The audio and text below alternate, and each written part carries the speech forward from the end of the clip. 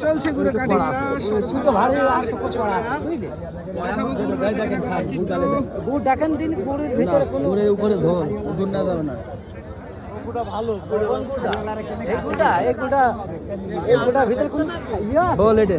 কলাই খালি একটুখানি গুড় রয়ে আছে দানা কাকা ওই সবই আগে কোনায় এরা উপরে এই নিচে নিচে ঝোল আর একদম তলায় একটু দানা তাছাড়া গুড় দানা আমার এই যে কাঠি দেখেন এই যে এই পর্যন্ত দানা ওরামই হবে গুড় গুড় তাই বিলে লেখা ইয়ে হবে না একটা খস খসে সামদানা হবে না না না বাবা যেমন জিনিস সেমন নিতে হবে না কথা বলতে গুড় 4000 টাকা দিয়ে নিলাম ভাই 4000 নিছি